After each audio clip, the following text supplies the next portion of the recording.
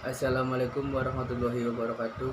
Perkenalkan, nama saya Reno Praska, nomor NIM 20011111072. Pada pertemuan kali ini, saya pribadi akan menjelaskan tentang sumber hukum dalam Islam. Sumber hukum dalam Islam dibagi menjadi 4. Yang pertama adalah Al-Quran. Al-Quran adalah kalam Allah yang diwahyukan kepada Nabi Muhammad SAW. Tulisannya berbahasa Arab dengan perantara malaikat Jibril.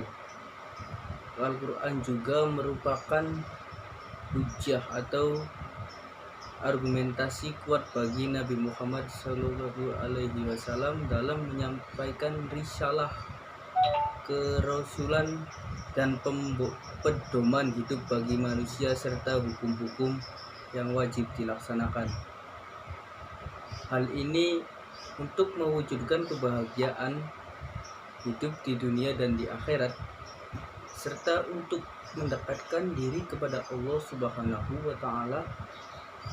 Al-Quran sebagai kalam Allah Subhanahu wa Ta'ala dapat dibuktikan dengan ketidaksanggupan atau kelemahan yang dimiliki oleh manusia untuk membuatnya sebagai tandingan, walaupun manusia itu adalah orang pintar.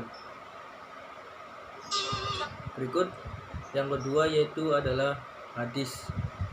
Seluruh umat Islam telah sepakat dan berpendapat serta mengakui bahwa sabda, perbuatan dan persetujuan Rasulullah Muhammad SAW tersebut adalah sumber hukum lain yang kedua. Sesudah Al-Quran, banyak ayat-ayat di dalam Al-Quran yang memerintahkan untuk mentaati Rasulullah SAW, seperti firman Allah Subhanahu wa Ta'ala, Quran Surat Al-Imran ayat 32. Katakanlah Muhammad, taatilah Allah dan Rasul. Jika kamu berpaling, ketahuilah bahwa Allah tidak menyukai orang-orang kafir. Al-Hadis sebagaimana sumber hukum yang kedua berfungsi sebagai penguat, sebagai pemberi keterangan, sebagai pentahis keumuman dan membuat hukum baru yang ketentuannya tidak ada di dalam Al-Quran.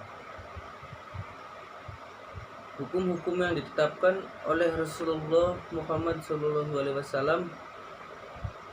adalah kalanya atas petunjuk ilham dari Allah Subhanahu wa Ta'ala, dan ada kalanya berasal dari istijhad.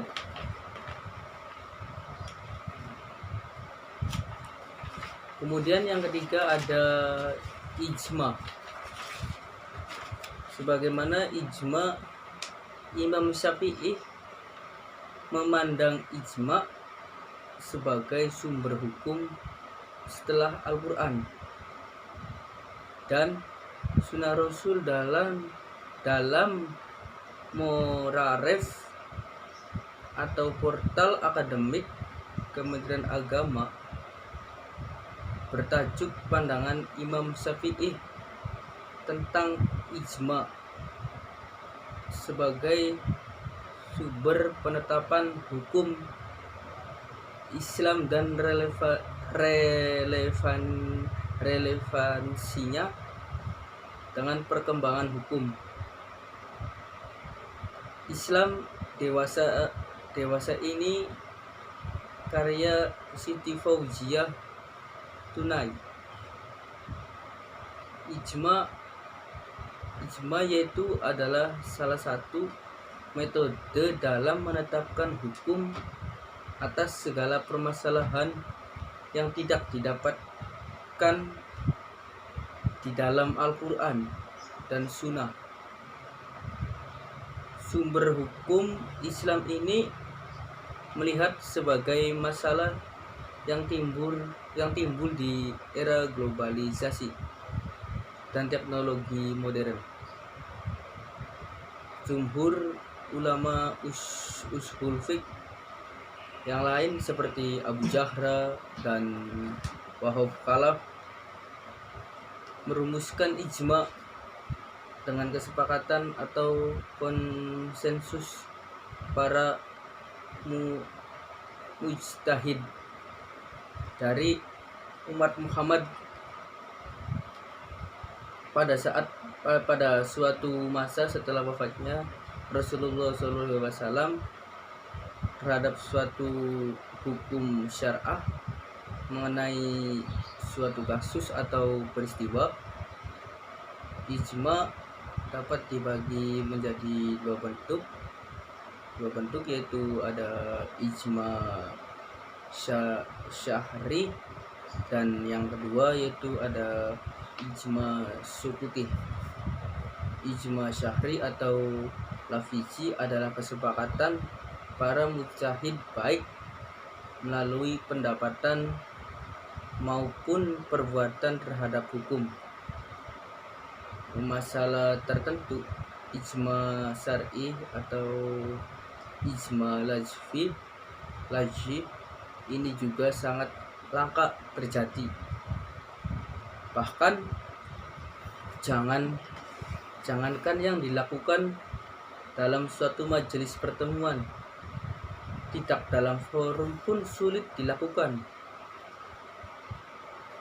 Bentuk ijma yang kedua adalah ijma sukuti. Ijma sukuti yaitu kesepakatan ulama melalui cara seseorang mujtahid atau lebih mengemukakan pendapat tentang hukum atau masalah dalam masa tertentu, kemudian atau lebih mengemukakan pendapatan tentang hukum satu masalah dalam masa tertentu, kemudian pendapat itu tersebar luas serta diketahui orang banyak, tidak ada seseorang pun di antara mujtahid lain yang mengungkapkan perbedaan pendapat atau menyanggah pendapat itu setelah meneliti pendapatan itu. Kemudian yang keempat ada qiyas, sumber hukum Islam selanjutnya yakni qiyas atau analogi. Qiyas adalah bentuk sistematis dan yang telah berkembang farih ra'yu yang memainkan peran yang amat penting sebelumnya dalam rangka teori hukum Islam. Al-Syafi'i qiyas menduduki tempat terakhir karena ia mengandung qiyas lebih lemah daripada ijma. Sekian dari saya, kurang lebihnya mohon maaf. Wassalamualaikum warahmatullahi wabarakatuh.